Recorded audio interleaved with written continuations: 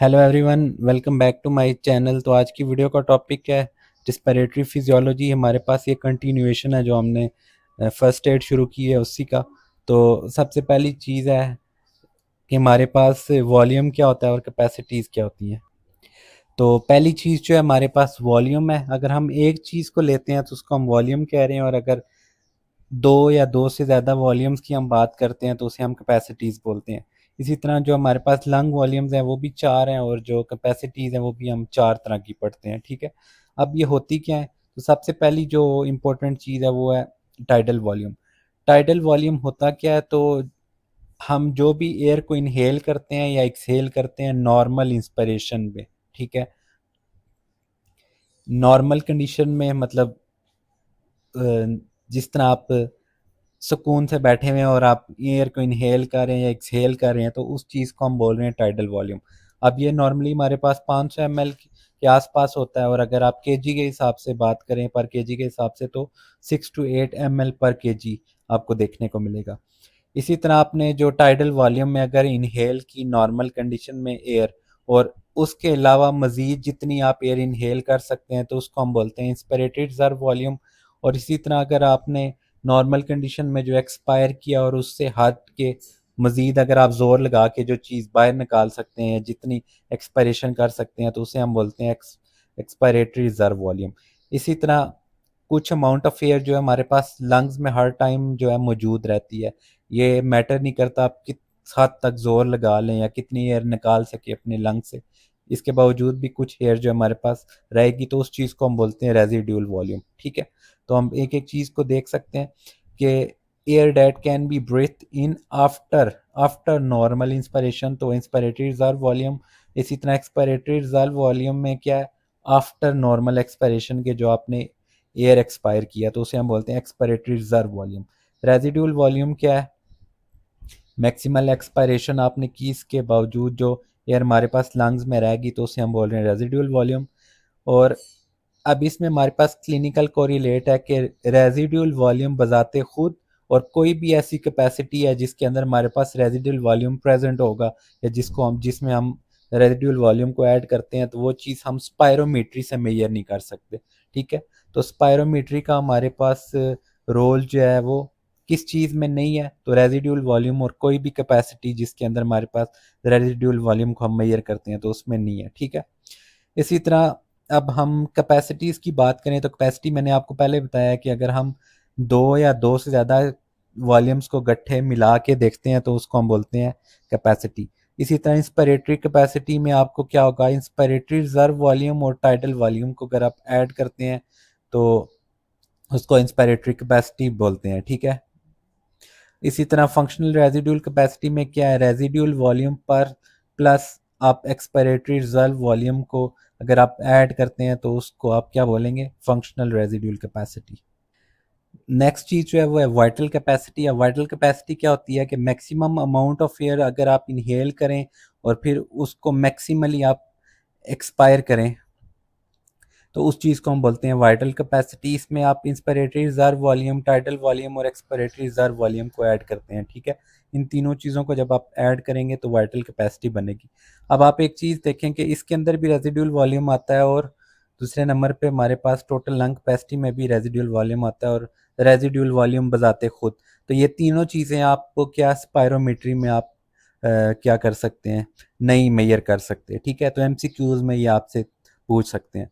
इसके अलावा total lung capacity क्या है? तो इसमें हमारे पास inspiratory reserve volume, tidal volume, expiratory reserve volume, residual volume को आप ऐड करेंगे तो उसको हम क्या बोलेंगे कि टोटल लंग कैपेसिटी है। ये आपने ऊपर ग्राफ देखा होगा, बड़ी अच्छे तरीके से इन्होंने यहाँ पे चीज़ दी हुई है। तो ये सारा हमारे पास जो है टाइडल वॉल्यूम है। टाइडल वॉल्यूम क्या है? अमाउंट ऑफ एयर इनहेल और एक्सहेल जो हम करते हैं नॉर्मल क्वाइट ब्रीथिंग में। ठीक है, उसे हम टाइडल वॉल्यूम बोलते हैं। आप टाइडल वॉल्यूम्स के ऊपर मजीद जो आप इनहेल कर सकते हैं वो इंस्पिरेटरी रिजर्व वॉल्यूम है।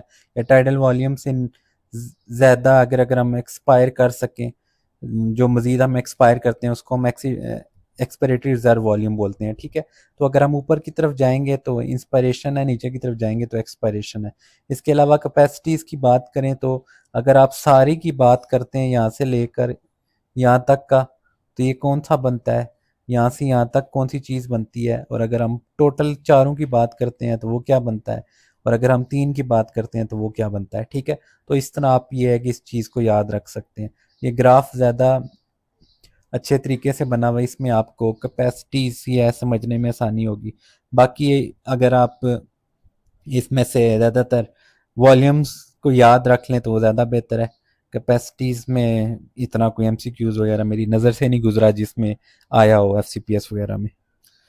अच्छा, नेक्स्ट टॉपिक जो है हमारे पास वो है वर्क ऑफ ब्रीथिंग। तो जैसा कि आपको पता है कि ब्रीथिंग हम दो चीज़ों को कंबाइन बोलते हैं, इंस्पिरेशन और एक्सपायरेशन। अगर हम दोनों की बात कर रहे हैं तो उसको हम बोल रहे हैं कि ब्रीथिंग है। ठीक है, इंस्पिरेशन में हमारे पास जो मेन मसल है वो डायफ्राम है, और एक्सपायरेशन जो है हमारे पास पैसिव प्रोसेस है, ऑटोमेटिकली खुद ब खुद एक्सपायर हो जाता है लंग से। एग्जाम्पल के तौर पे आप गुब्बारा लें, गुब्बारे को एक बार आप फुलाएंगे, जो ही आप उस पे से उसको छोड़ेंगे वो तो ऑटोमेटिकली खुद से क्या होगा, सिकुड़ना शुरू कर देगा।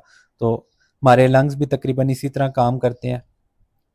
अब ये सारा प्रोसेस है जिसमें हमारे पास क्या होती है, एनर्जी कंज्यूम होती है। कौन कौन सी चीज़ें हैं जो एनर्जी कंज्यूम करती हैं, रिस्पिरेटरी मसल्स हैं हमारे, जो है वो जो है क्या करते हैं, एनर्जी कंज्यूम करते हैं, और उसके बाद से हमारे पास क्या होता है, ऑक्सीजन को इनहेल करते हैं या कार्बन डाइऑक्साइड को एक्सहेल करते हैं। ठीक है, बाकी ऑक्सीजन की रिक्वायरमेंट क्यों होती है, क्योंकि हमारे बॉडी के जो सारे प्रोसेस हैं उसी के ऊपर डिपेंडेंट है। एटीपी फॉर्मेशन होती है और मेटाबॉलिक डिमांड उसी से हमारी जो बॉडी की है वो पूरी होती है। अगर ऑक्सीजन नहीं है तो बॉडी की मेटाबॉलिक डिमांड हमारे जो है वो पूरी नहीं होती, जिस चीज़ को हम बोलते हैं, अगर ऑक्सीजन कम है तो उसको हाइपोक्सिया बोलते हैं। ठीक है, अब जो हमारे पास लंग्स हैं वो दो चीज़ों को ओवरकम करके इतना प्रेशर बनाते हैं कि ताकि वो ब्रीथिंग हमारी पॉसिबल हो सकते हैं। एक तो हमारे पास लंग्स की जो इलास्टिसिटी है, और दूसरे नंबर पे हमारे पास एयरवे रेजिस्टेंस है। अगर इन दोनों चीज़ों को ओवरकम करेंगे उसके बाद ही जारी बात है ऑक्सीजन को इन कर सकते हैं और कार्बन डाइऑक्साइड को आउट कर सकते हैं। ठीक है, दो तरह की हमारे पास डिजीज़ हैं, एक होती है रिस्ट्रिक्टिव डिजीज़ और दूसरी है हमारे पास ऑब्स्ट्रक्टिव डिजीज़। तो इनको आप किस तरह याद रख सकते हैं, तो ऑब्स्ट्रक्टिव में आप देखेंगे कि आपको ओ देखने को मिलेगा। ठीक है, तो ऑब्स्ट्रक्टिव का ओ अगर आप देखते हैं तो ओ को आप कह सकते हैं ज़ीरो। तो इसमें हमारे पास FeV1 divided by FVC ratio वो क्या होगी, डिक्रीज होगी। इसके अलावा रिस्ट्रिक्टिव डिजीज़ में आर है, आर से आप रेज ले सकते हैं, तो इसमें FeV1 डिवाइडेड बाई FVC जो रेशो है वो इंक्रीज होगी। ठीक है, हम ये आगे चलेंगे और मज़ीद जो है इन चीज़ों को पढ़ेंगे अच्छे तरीके से। फ़िलहाल ये है कि आप ओवरव्यू एक अपने जहन में रखें। इसके अलावा determination of physiological dead space, तो हमारे पास डेड स्पेस जो है वो दो तरह की होती है, एक होती है एनाटॉमिकल और एक होती है फिजियोलॉजिकल। तो फिजियोलॉजिकल जो डेड स्पेस है वो हमारे पास, हमने ऊपर पढ़ा था कि जो हमारी कंडक्टिंग जोन है उसको हम फिजियोलॉजिकल डेड स्पेस कहते हैं। ठीक है, और दूसरे नंबर पे जो एयर वहाँ पे हमारे पास बकाया रह जाती है, जो मज़ीद नीचे रिस्पिरेटरी जोन की तरफ नहीं आती। ठीक है, तो उस चीज़ को हम बोल रहे थे anatomical dead space. Dead space जो हमारे पास बढ़ सकती है, कम हो सकती है। ठीक है, डिपेंड करता है कि हमारे पास कौन सी बीमारी है। ठीक है, तो फार्मूला दिया हुआ है कि V D is equal to V T cross PaCO2 minus PeCO2 divided PaCO2। इसमें हमारे पास क्या चीज़ क्या है वो आप इस तरह देख सकते हैं। बाकी इतना जो है हमारे पास ये इंपॉर्टेंट चीज़ नहीं है। PaCO2 हमारे पास arterial partial pressure of CO2, PeCO2 expired air. अच्छा, अब फिजियोलॉजिकल डेड स्पेस क्या है, ये हमारे पास अप्रोक्सीमेटली इक्वल होती है anatomical dead space in normal rungs. तो फिजियोलॉजिकल डेड स्पेस और एनाटॉमिकल डेड स्पेस जो आपस में क्या होती है, तकरीबन जो नॉर्मल होती है। अगर तो कोई पेशेंट, कोई बंदा है जिसमें कोई पैथोलॉजी नहीं है, आपको लंग्स के रिलेटेड देखने को मिलेगी। लेकिन यही जो चीज़ है हमारे पास बढ़ जाती है जब हमारे पास आपको कोई भी लंग डिजीज़ या पैथोलॉजी देखने में मिलती है जिसके अंदर हमारे पास वेंटिलेशन और परफ्यूजन का मिसमैच आपको देखने में मिलता है। वेंटिलेशन का मतलब है कि एयर का आना, और परफ्यूजन का मतलब है कि ब्लड के अंदर ऑक्सीजन का जाना और कार्बन डाइऑक्साइड का दोबारा निकल के लंग्स में आना। तो ठीक है, ये दो तरह के कॉन्सेप्ट हैं, ये हम आगे चल के पढ़ेंगे। इनकी नॉर्मल जो हमारे पास वैल्यू होती है वो 0.8 है। अगर ये रेस्ट करती है तब क्या होगा, अगर ये कम होती है तब क्या करती है। जिस तरह मैंने अभी आपको कहा था कि रिस्ट्रिक्टिव डिजीज़ में रेस करेगी तो 0.8 से ज़्यादा होगी, रिस्ट्रिक्टिव डिजीज़ में और कम होगी 0.8 से, किस में, हमारे पास ऑब्स्ट्रक्टिव डिजीज़ में। ठीक है, ये हम आगे चलेंगे और मज़ीद डिटेल में पढ़ेंगे।